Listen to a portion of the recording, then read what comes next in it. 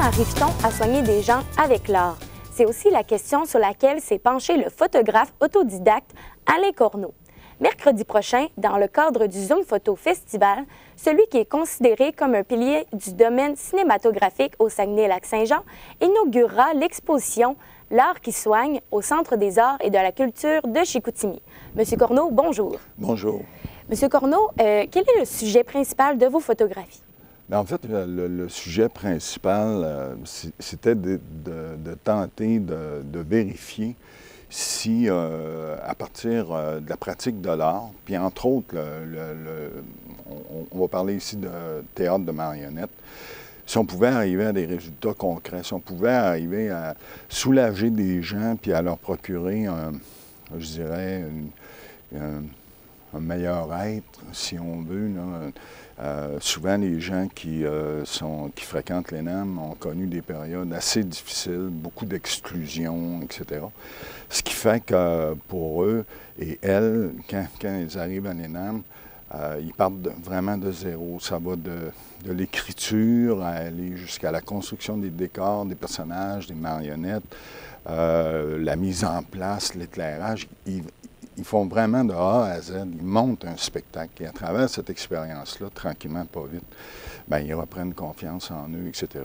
Moi, je voulais tenter d'illustrer ce fait-là parce que, au fond, j'ai travaillé beaucoup avec des artistes en art contemporain, etc. J'ai fait des portraits, j'ai fait un film sur la peinture, l'histoire de la peinture au Québec, etc. Puis, de voir une pratique, qu'à travers une pratique artistique, ces gens-là pour la majorité, ne seront jamais des professionnels, mais c'est un moyen qu'ils utilisent pour vraiment, de toute fin pratique, là, reconstruire leur vie. Puis, à cette fin-là, on ne peut pas parler d'art. On dit l'art qui soigne, mais ce n'est pas un médicament. C'est vraiment, tranquillement, je ne sais pas, c'est de reprendre une certaine confiance en soi, de constater qu'on est capable de poser des gestes qu'on ne croyait pas être capable de poser, etc. On part de très, très loin souvent et parfois on arrive à des résultats qui sont vraiment... il y a des gens qui ont retrouvé des pratiques d'ordre professionnel dans un secteur qu'ils avaient abandonné, etc.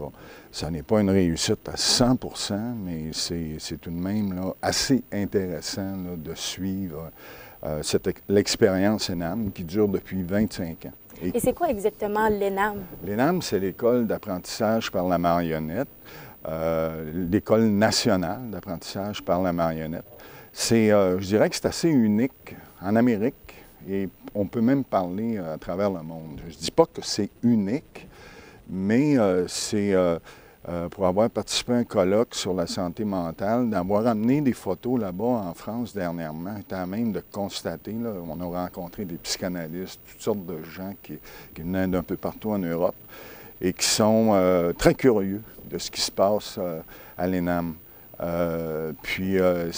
Donc, il y a quelque chose qui est, je dirais, c'est un work in process, il y a une espèce de... C'est en construction, l'ENAM. Il y a un paquet je dirais, puis aussi, c'est que l'équipe de l'ENAM, il y a des gens qui sont spécialisés en art-thérapie, travailleurs sociaux, des artistes de tout genre. C'est tous des gens qui encadrent le travail des participants, des élèves, de ceux qui viennent bénéficier des services de l'ENAM. Puis, c'est comme ça, tranquillement, là, que les gens apprennent les rudiments du théâtre de marionnettes ou aussi explorent différents aspects de la création qui vont de la peinture, du dessin, du découpage, etc., etc.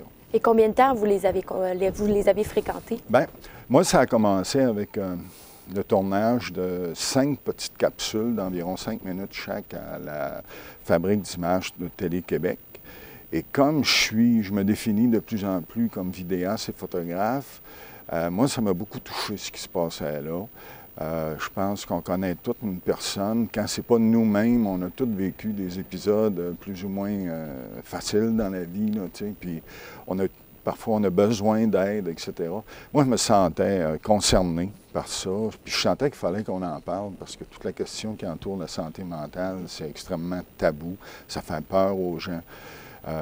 Donc, ça a commencé comme ça, et tranquillement, pas vite, j'ai décidé pendant une année de suivre les activités de l'ENAM. J'y allais 2, 3 jours, des fois une journée par semaine, et j'ai fait ça pendant un an. Et combien de photos rapidement vous présentez?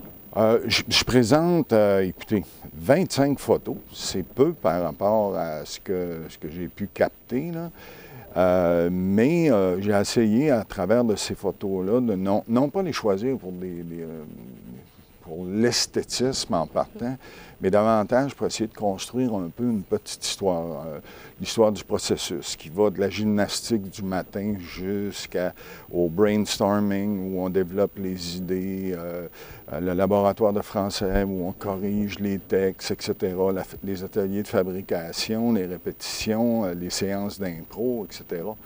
Donc, les activités sont multiples. Puis souvent, bien, à travers ça aussi, tu es témoin de...